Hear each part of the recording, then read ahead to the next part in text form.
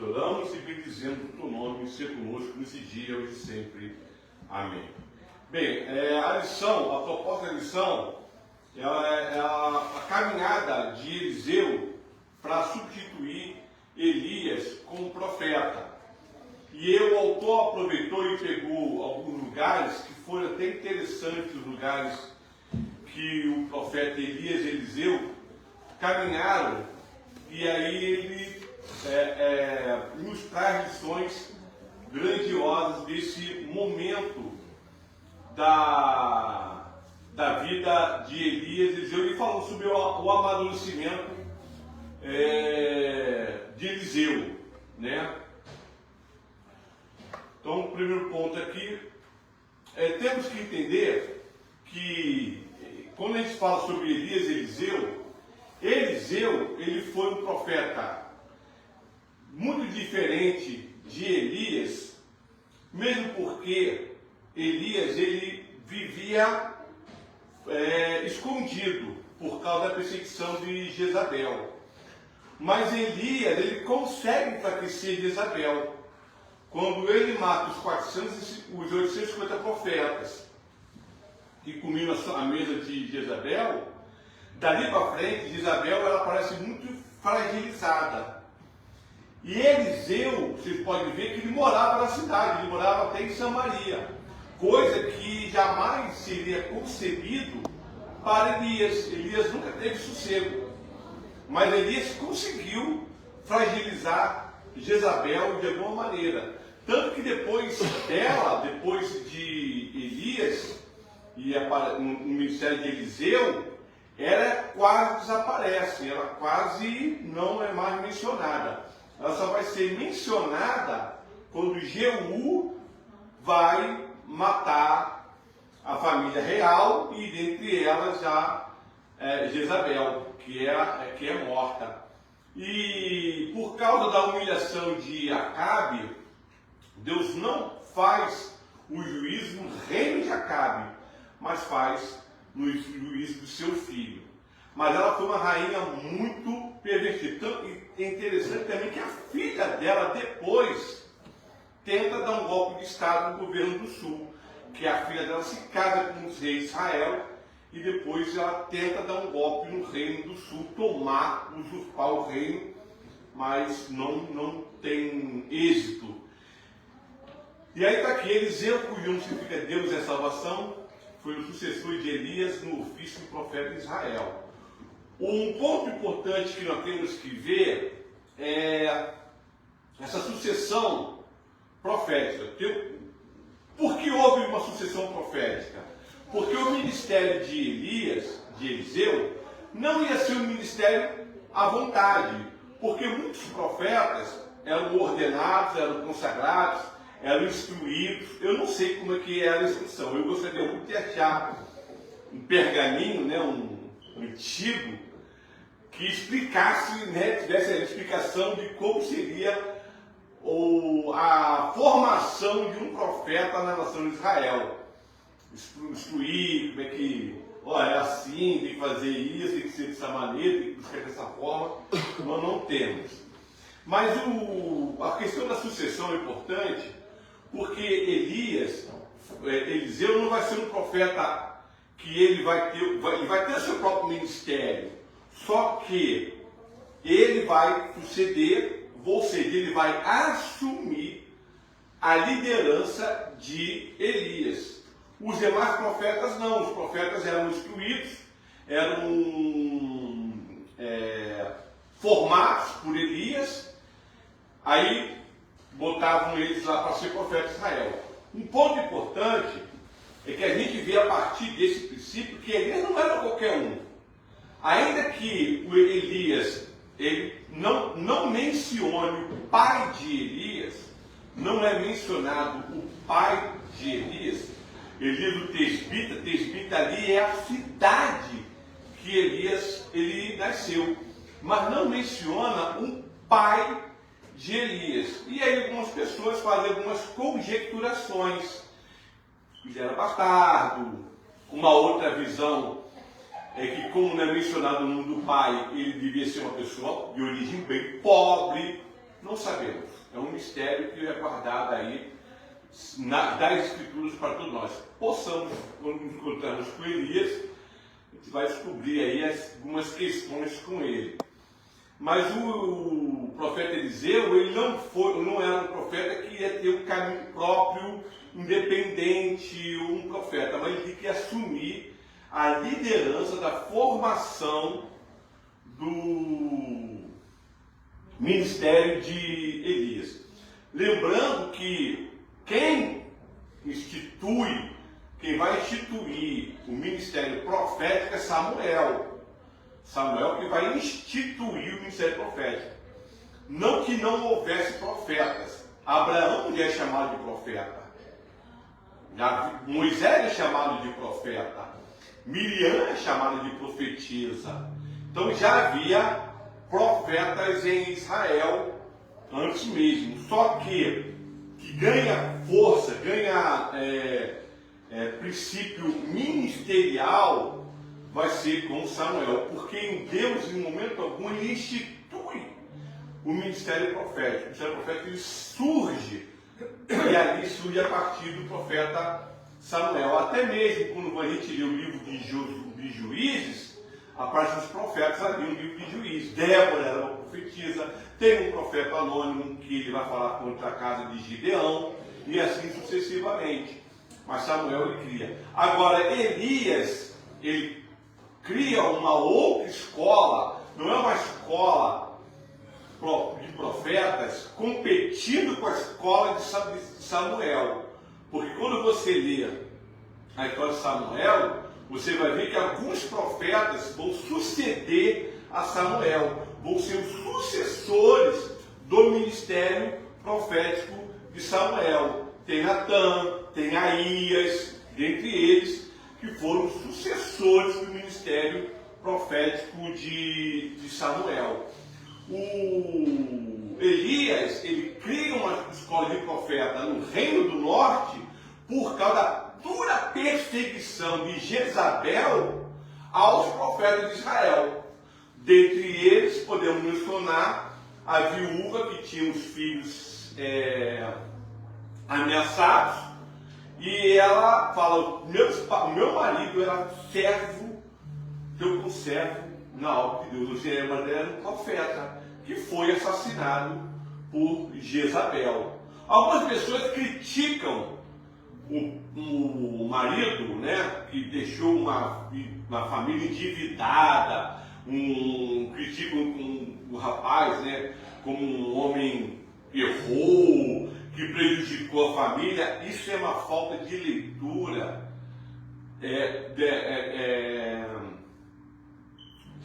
contemporânea da época. Quando a pessoa era pobre, ela pegava dinheiro, alguma ajuda a alguém rico, e esse rico dava à pessoa dinheiro. E ela dava algumas pertences pessoais que o identificava, que era um símbolo dela, falando que eu tenho uma dívida contigo. Só que a Bíblia manda, a ordem bíblica é o perdão da dívida ao anoitecer, ao mudar o dia. Se a pessoa não tivesse condições nenhuma de pagar a dívida, era uma ordenança de Deus perdoar a dívida, perdoar o rapaz que pegou o emprestado. Tanto que quando ele fosse para novamente apacentar alguma coisa assim, era devolvido o sinal, a garantia do pagamento. Toma aqui, ou seja, ali estava livre da dívida com aquele homem, com aquela pessoa. Isso você pode ler, você pode observar que isso já era uma prática até mesmo no livro de Jó.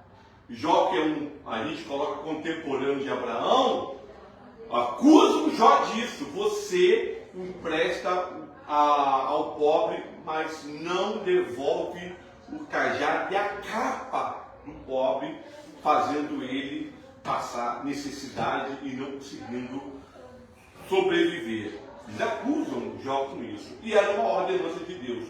É como falei, A Bíblia não é comunista, a Bíblia não é nem capitalista. A Bíblia defende a propriedade, tá? A Bíblia defende você ter sua propriedade. A Bíblia defende você se enriquecer. A Bíblia defende que você pode prosperar e enriquecer.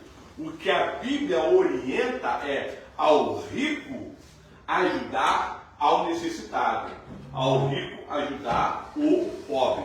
Você vai ver isso no livro de Ruth, quando ela vai colher alguma coisa para se alimentar, ele manda alguém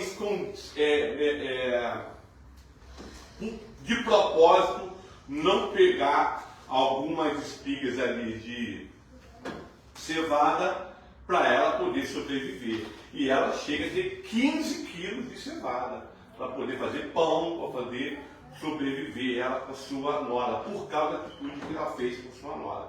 Então vejam vocês que a Bíblia ela não trata, não tem uma visão capitalista ou socialista, como algumas pessoas tentam falar. O próprio Deus, quando fala lá em Deuteronômio, através de Moisés, Deus fala, não faltará pobre no vosso meio. Mas quando você lê a palavra de Deus, ele fala para que não divida a terra, para que não haja o quê? Pobre. A intenção de Deus é não ter o empobrecimento. Mas haverá pobre. Depois Deus vai falar, não haverá pobre no vosso meio. Um ponto importante na Bíblia, das Escrituras, é que todo mundo tem direito a ter um recurso financeiro, a conseguir alguma fonte de recurso para sobreviver. Todos. Isso aí é uma recomendação bíblica. E quando Josué vai dominar a terra, um dos pontos de Deus é a divisão da terra por igual. A divisão de Deus por igual, mas ela tem uma ressalva, conforme o tamanho da tribo e conforme o tamanho da família. Há essa ressalva da Bíblia. Quando você lê Moisés orientando a divisão da terra, Deus fala a maior parte da maior tribo e a maior terra para a maior família.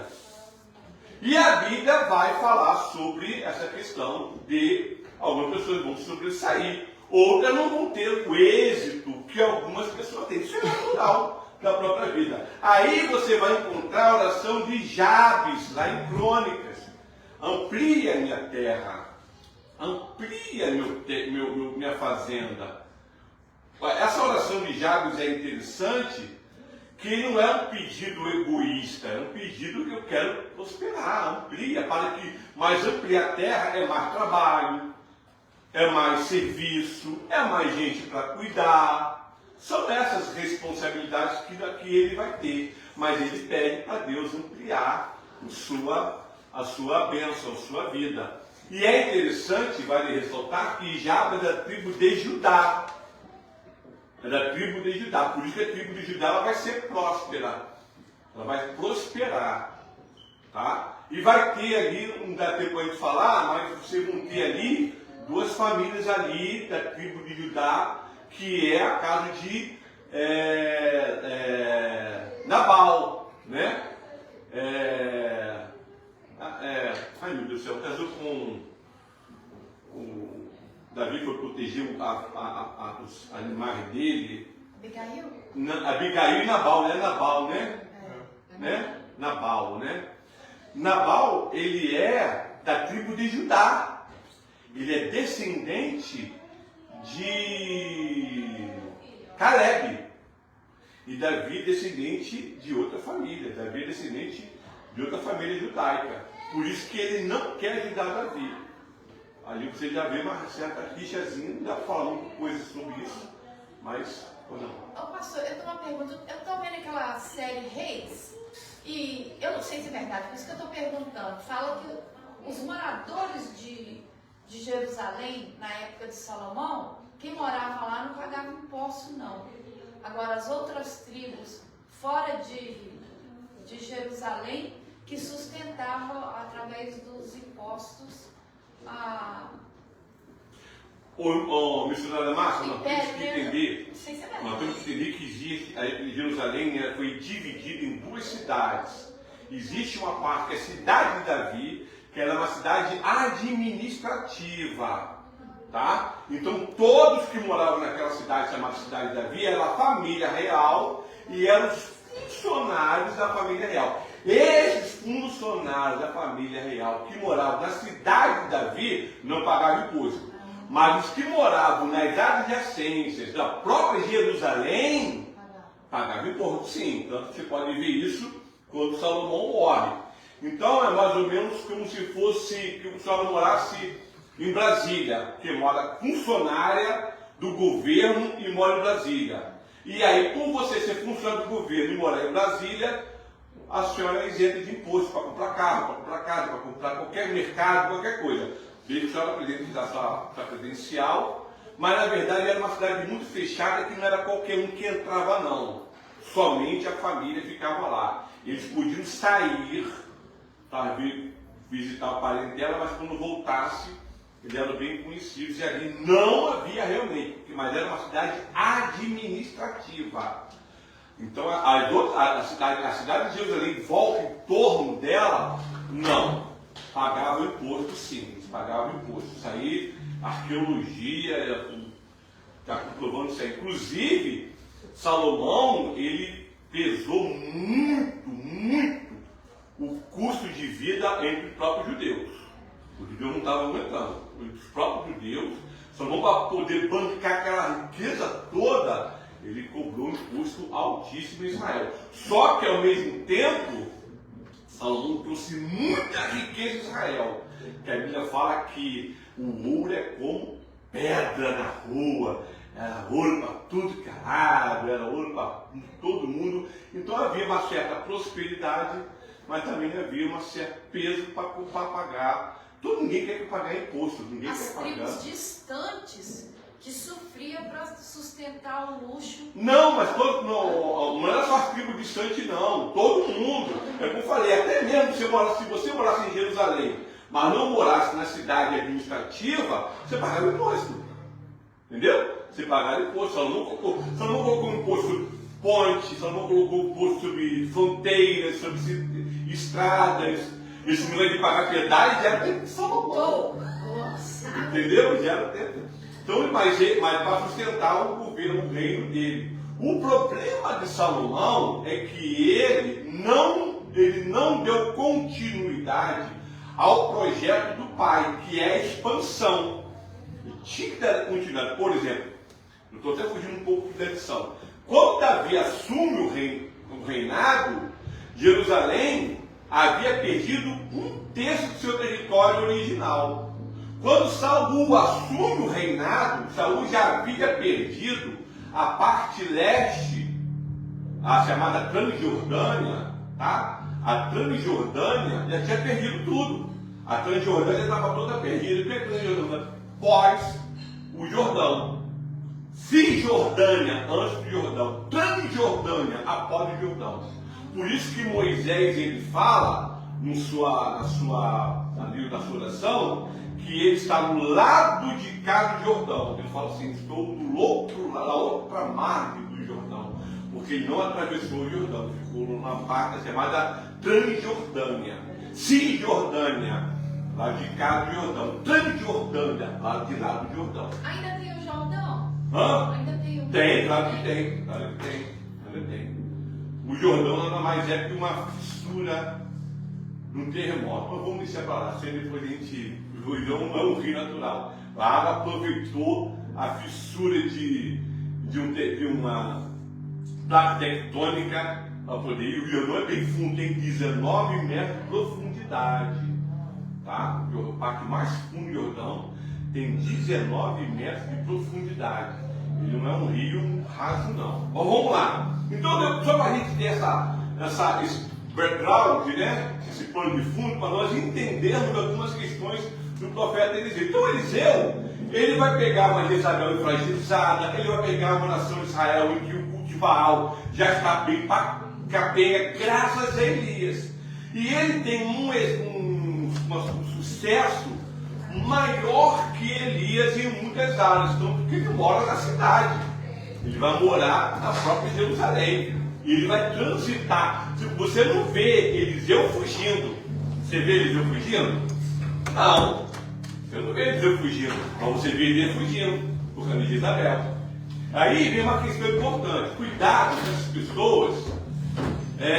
Não, se vier perseguição, a gente enfrenta. Por favor, gente, não faz isso não. Fugir, né? A Bíblia manda fugir, a Bíblia manda se fugir. Porque Deus não quer te perder, irmão. Deus não quer te perder. Ainda que há países que estão sofrendo perseguição por servir a Deus, mas nós não podemos orar ou ficarmos pacíficos se vier uma perseguição, por exemplo, no Brasil. O Brasil está caminhando para o sistema comunista, irmãos. O Brasil está caminhando, eles estão acelerando o processo. Está caminhando para o comunismo. O projeto dele lá, então, não, aquele Lulinha amigo dos pobres, por favor, aquilo foi no governo passado dele. Hoje não é Lulinha amigo dos pobres, não. Hoje é Lulinha, porque ele já falou, eu sou Lulinha comunista. Eu quero implementar o comunismo no Brasil. Então, por favor, não confunda as coisas não. Vamos lá. Eliseu, cujo nome significa Deus é salvação, foi sucessor de Elias no ofício do profeta de Israel. Ele foi chamado para seguir Elias, em 1 Reis 19. Como é que foi isso? Elias, ele tem os profetas, mata os profetas, manda chuva, ele restaura novamente o clima em Israel, mas Jezabel assim mesmo quer o matar, ele foge. Primeira coisa que ele faz, tanto que Elias foge tanto de Jezabel, que Elias ele vai para territórios não dominados por Israel. Ele vai para Sidom, ao norte, que é terra de Jezabel, depois ele vai para o sul, que é Judá. Lá é como se meu país quer me pegar, quer me prender, eu fosse para um país do lado. O que as pessoas costumam fazer quando querem fugir da lei dos Estados Unidos? Vão para onde? Brasil. Não, geral. Canadá.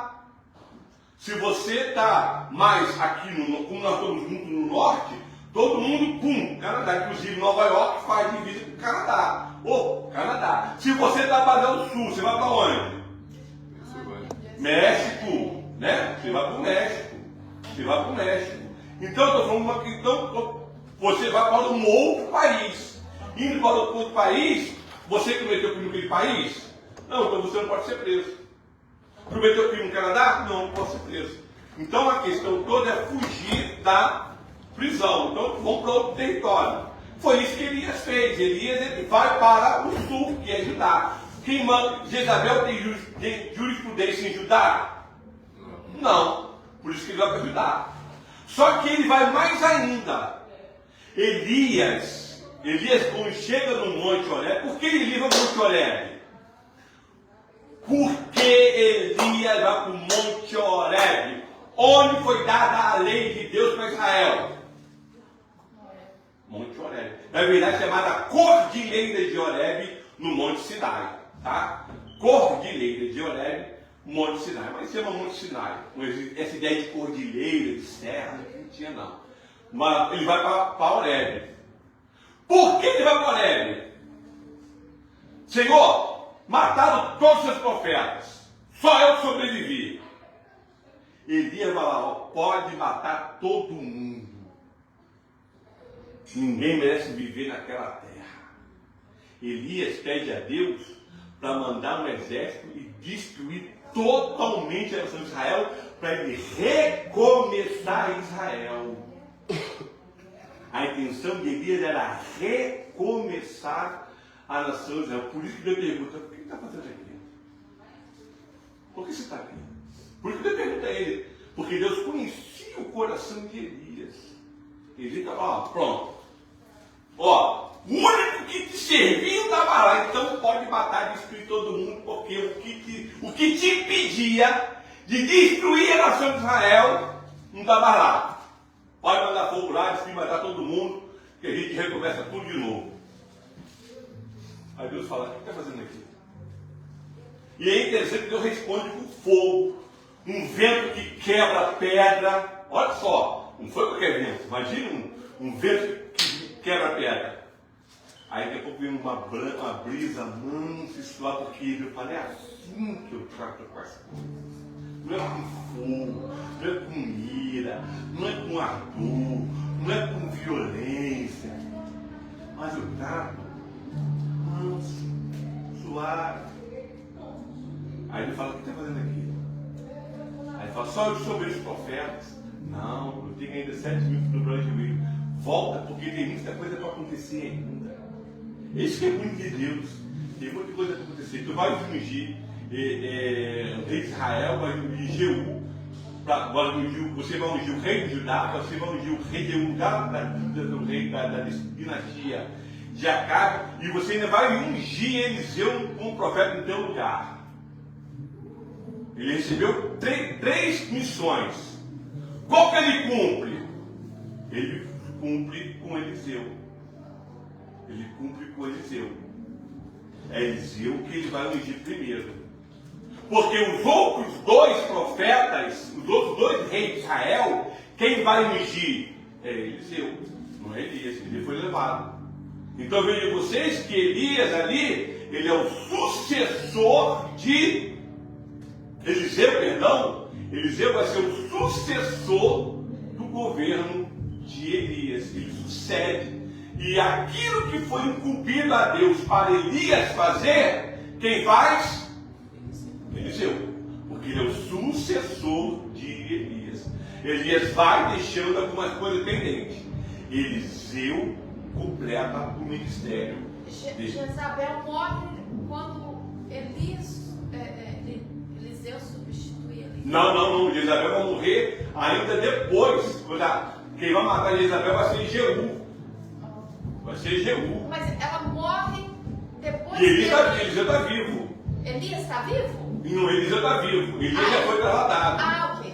Eliseu já foi trasladado. Eliseu que, inclusive, nem é Eliseu que unge o Jeú. Ele dá o azeite, vai lá na tenda de Jeú, chama ele em particular, derrama sobre ele o óleo da unção e fala que o Senhor está colocando ele como rei de Israel. Gente, Deus dá um golpe de Estado. É engraçado, né? Deus dá um golpe de Estado. Deus manda tirar o pique no lugar dele aí.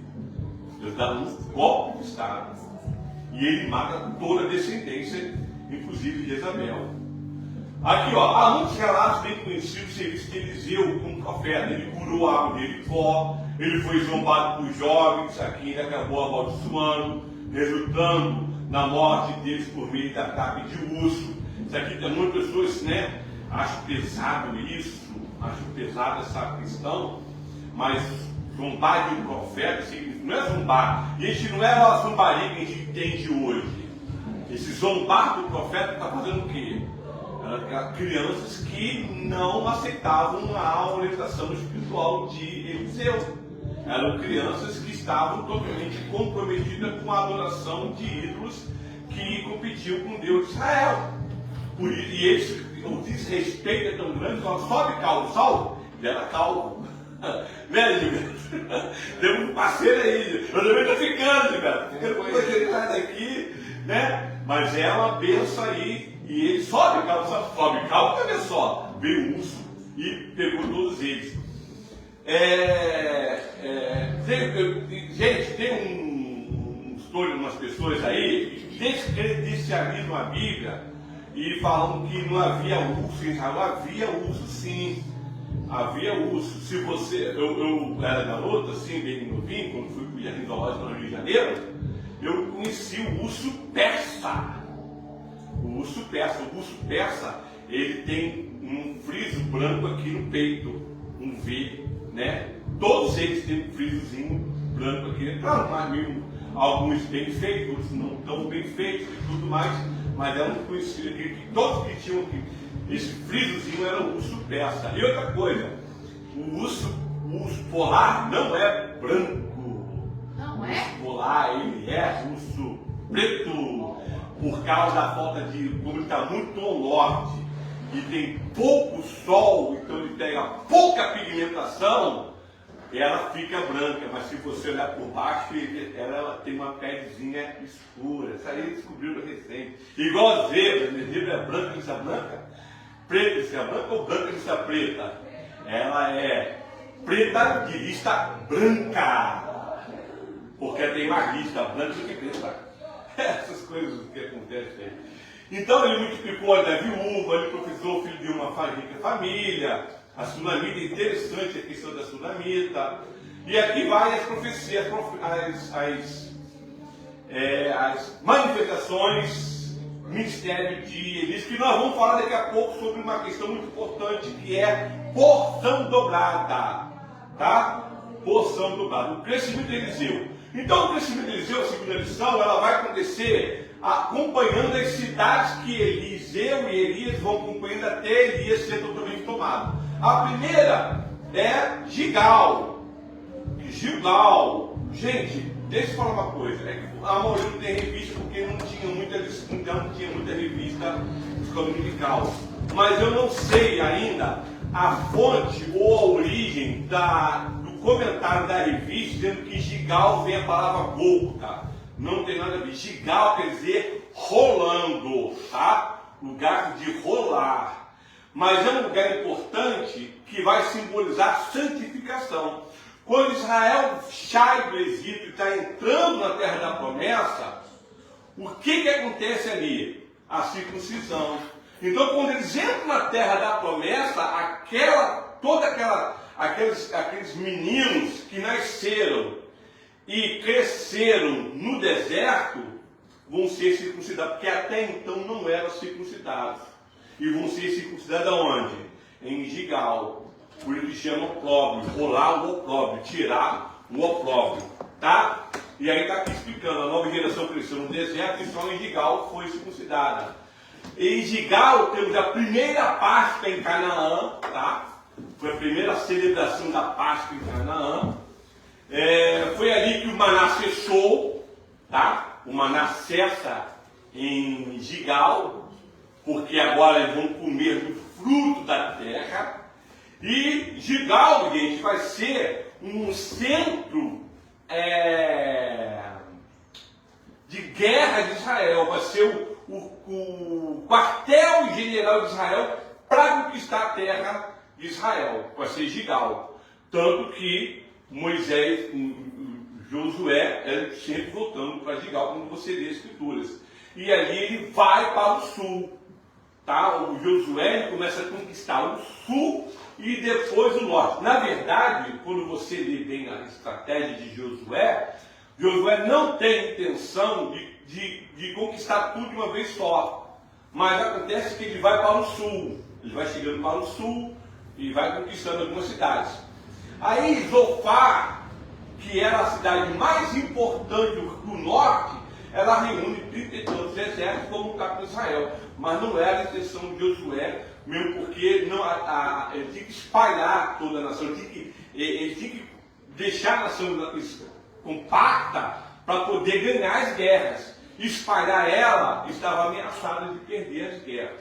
Mas o ponto fundamental aqui em Gilgal é a santificação. Então, para o crescimento espiritual, a santificação é fundamental. Não há crescimento espiritual em pecado, em prática pecaminosa, em comportamento pecaminoso, em atitude pecaminosa. O amadurecimento começa com a nossa santificação. Tanto que Deus, o que Deus fala para Josué? Santificai-vos hoje, porque amanhã farei maravilha no meio de vós, que foi a conquista de Jericó. Então a santificação, ela é um processo, é o primeiro processo, o primeiro ponto, o primeiro impacto para a progressão do nosso amadurecimento. Porque pecado, guarda bem isso, pecado sempre nos remete à condição anterior à salvação. Toda vez que eu cometo um pecado, estou me remetendo à condição anterior da salvação. Por isso que a santificação, o que é? A santificação é o fazer caminhar na salvação de Deus. Vou repetir. A santificação é o instrumento de Deus para você caminhar no processo da salvação de Deus. Quando eu peco, eu estou regredindo, eu estou atrapalhando, eu estou procrastinando, eu estou prorrogando o processo de Deus na minha vida. Por isso que eu preciso o quê? Me santificar. E a santificação, segundo as Escrituras, ela é progressiva. Tá? Segundo John Wesley, a santificação dela pode ser, você pode conseguir a santificação plena, absoluta aqui na terra ainda. Nós não somos defensores dessa visão de santificação. A Nazareno ela é, tá? A igreja Nazareno, que ela é bem wesleyana, mais do que a metodista wesleyana, ela defende isso aí nessa questão. Olhamos pelas igrejas metodistas, tá? As igrejas metodistas entraram pelo caminho da teologia liberal, e hoje as igrejas metodistas não creem nem mais que a Bíblia é a palavra de Deus, que Jesus não morreu pelos nossos pecados. Oremos por essas denominações fundadas por esse homem fantástico. Mas tem muitos aí que estão fazendo um trabalho aí maravilhoso. A primeira etapa de crescimento da Bíblia de Eliseu começa em Gigal. Esta é a primeira citação bíblica, logo após ele ter lançado mão do profeta sobre Eliseu. Todo o cobre do Egito é removido em Gigal. Durante 430 anos o povo de Israel permaneceu escravo no Egito. A humilhação, a vergonha, a desonra, a manipulação dos seus filhos machucaram muito o coração do povo. Foi um tempo muito longo. Deus ouviu o clamor do seu povo, Deus viu suas aflições, Deus sentiu dores em cada um deles. Deus desceu e livrou seus filhos de Israel. E aí veio interessante que Deus, devido à caminhada, porque fazer a circuncisão, ela precisava de um momento específico para poder fazer, porque a criança nascia 7 dias depois fazia a circuncisão. Só que a caminhada de Deus era esse descanso de Israel era interrompido por Deus. É interessante que Deus caminhava à noite, a Bíblia vai falar. Durante a noite, a nuvem subia, todo mundo preparando a tenda, e durante a noite o povo seguia essa caminhada. Então Deus, à noite você descansa e de dia você caminha. Deus descia, descansava. Agora, a partir da vontade de Deus, vamos caminhar agora. E com isso, não foi permitido, não foi atribuído para Israel a prazo da circuncisão. Mas quando eles voltam, agora chegamos aqui, agora é nossa terra, nossa conquista, e para nós termos este lugar que foi oferecido por Deus por nós vamos agora nos circuncidar. E aí então o povo vai circuncidar porque a circuncisão é o sinal do pacto de Deus com a nação de Israel. Betel, a nossa adoração, casa de Deus. O segundo caminho que vamos aprender aqui para o crescimento e amadurecimento, irmãos, é a nossa adoração. A adoração não é somente cantar louvores. A adoração envolve prática, é a praxis cristã.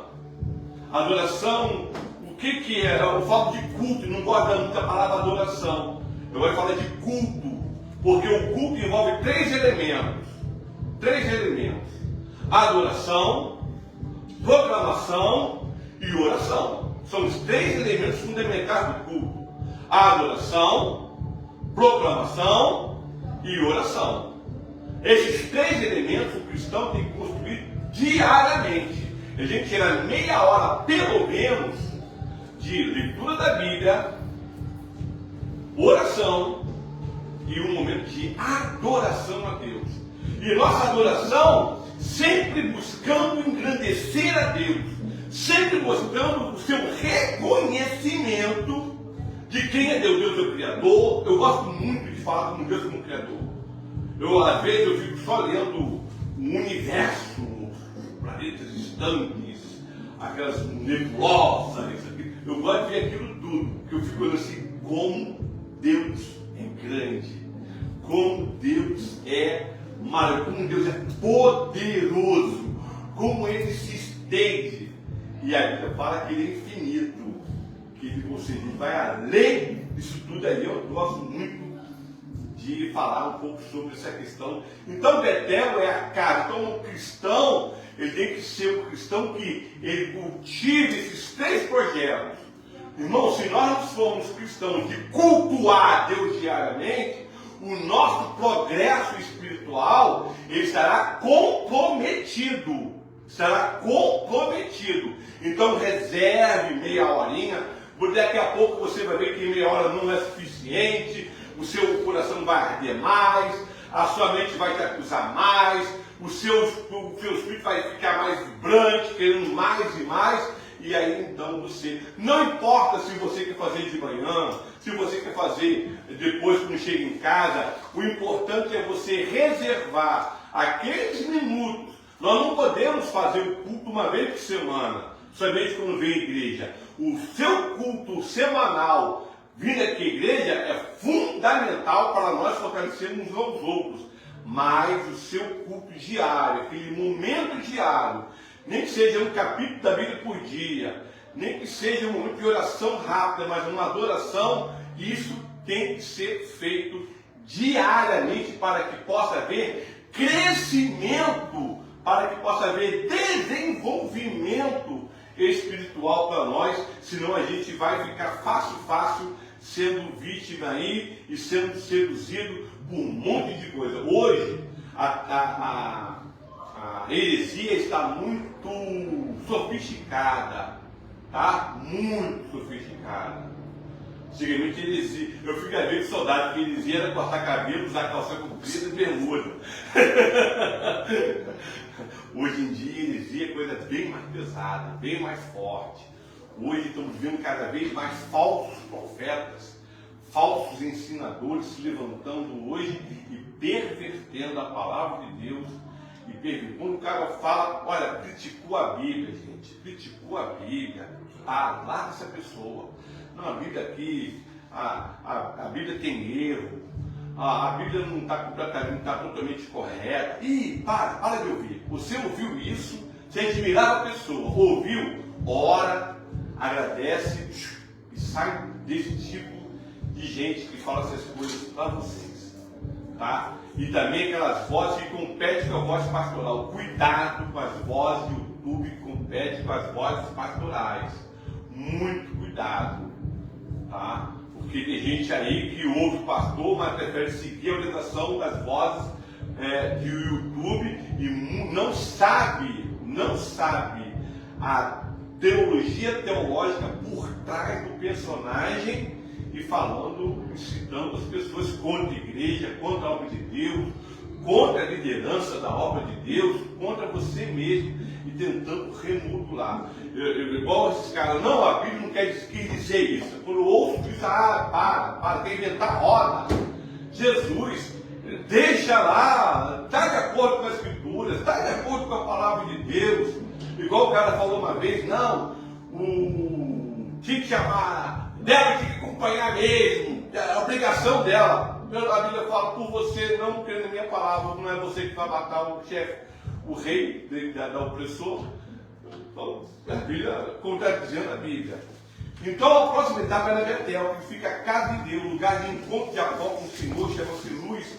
O nome foi mudado para Betel pelo patriarca, após o encontro com o Senhor. Ele fala aqui não é a casa do Senhor, Deus fala através do sonho que ele teve. Então, a nossa adoração é um caminho do nosso aperfeiçoamento. Vamos lá, vamos correr aqui, que eu estou na metade ainda. Qual é a lição que podemos aprender com a cidade? Fé e obediência.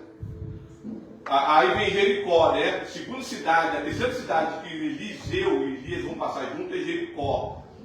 O que vem a significar Jericó para nós? Fé e obediência. Josué e o povo de Israel confiaram na promessa de Deus de que ele daria a terra. Eles seguiram meticulosamente as instruções divinas, mesmo quando apareciam estranhas. Segundo lugar, presença de Deus. Irmãos, a nossa luta tem que ser acompanhada com a fé e obediência. Se você não tiver fé e obediência à voz de Deus, na sua luta contra as hostes malignas, você vai ser derrotado. Agora, uma coisa bonita que nós temos aqui nessa luta é a presença de Deus. Coisa linda. Ele vê um homem muito imponente, vestido de maneira diferente, é isso que distingue Josué. Pô, esse cara aqui está diferente, está com uma veste diferente, está com uma roupa de guerreiro diferente. Quem é você? É um dos nossos ou um deles? Aí ele fala, eu sou o enviado do Senhor dos Exércitos para acreditar. Aí ele dobra o joelho, essa terra aqui é santa. E ele reconhece que é uma presença divina que está ali. A nossa luta, a luta amadurece o cristão. Não é nada mais. A gente não deve falar que gosta, né? Mas necessário é a nossa batalha espiritual diária. Porque vai nos aperfeiçoando, vai nos colocando cada vez mais.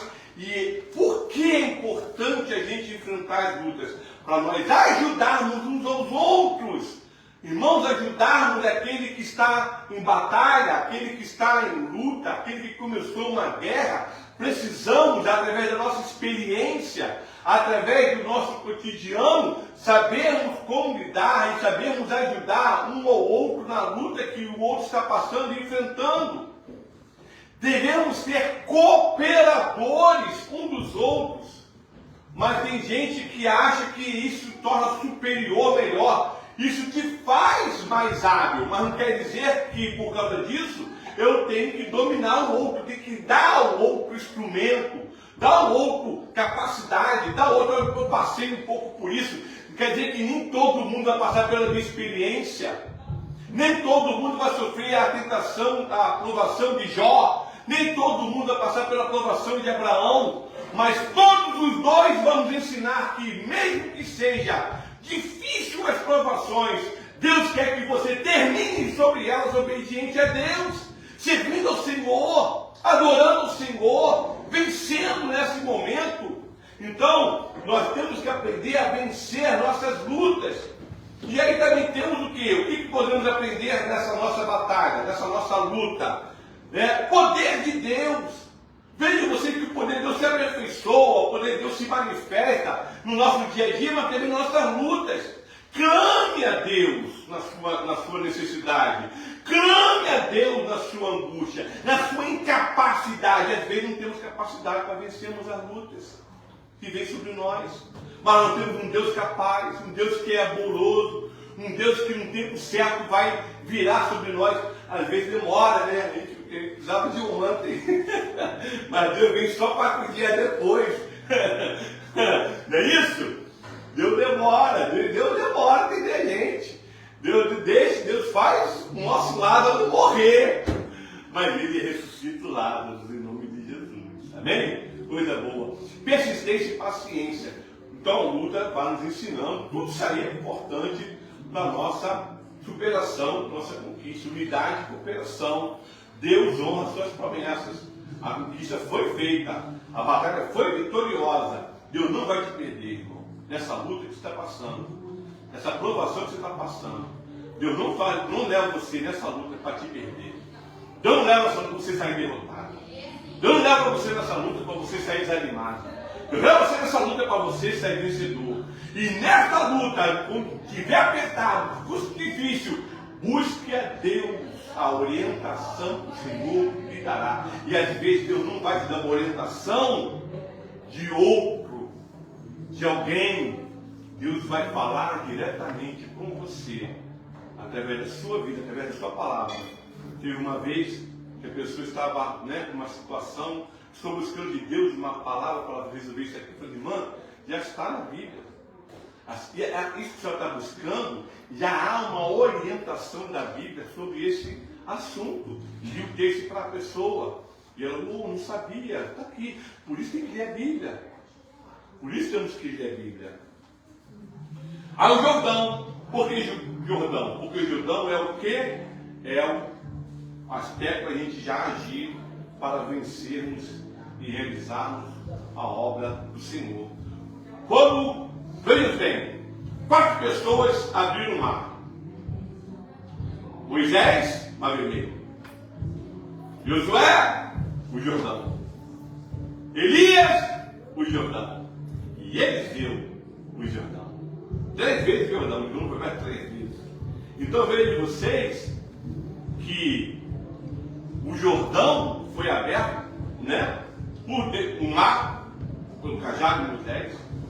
O Jordão pela presença da arca no meio o sacerdote se molharam, tá? Os sacerdotes se molharam, ele um pouco se falou.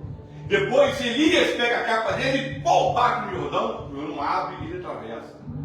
E aí quando Deus leva Elias, Eliseu fala, ele fala, pelo Deus de Eliseu, pô, então ele não abre.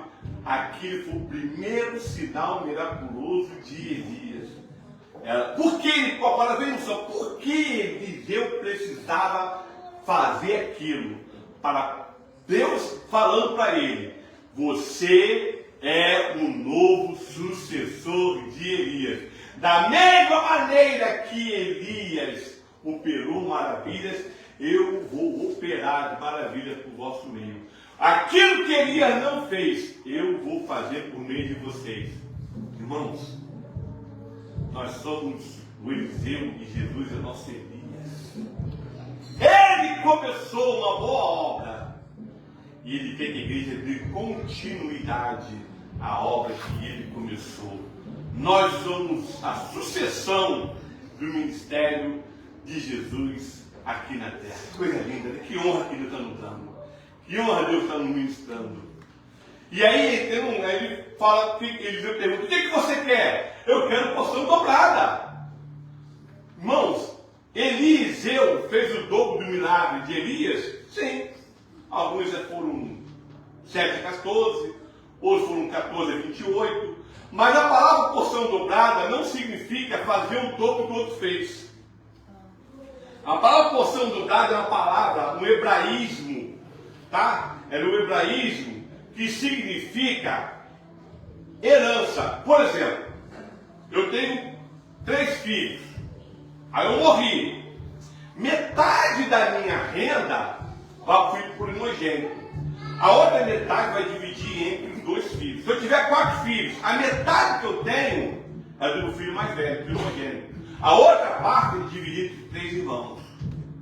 Então é chamada porção dobrada, porque ele tem o dobro da possessão de cada um. Vocês entenderam? Possessão. Significa que fala de herança, herdar. E aí eu quero a porção dobrada, ou seja, eu quero o direito de suceder você nessa caminhada. Foi isso que Elias pediu. Só que já havia uma ordem de Deus para Elias colocar Eliseu no lugar dele. 2 coisas importantes. Houve uma ordem de Deus, Elias coloca Eliseu. Mas Eliseu queria? Essa é a grande pergunta. Eliseu queria? Eliseu fala, eu quero a sucessão profética. Eu quero a sucessão ministerial. A pergunta que Deus faz para cada um de nós é a seguinte: você quer a sucessão ministerial de Jesus? Vamos verificar, vamos adorar, vamos lutar, mas nós precisamos também ter a mesma força espiritual que Jesus deixou para cada um de nós, que é o poder do Espírito Santo. Amém? Vamos terminar. Pai Celestial, te adoramos e bendizemos.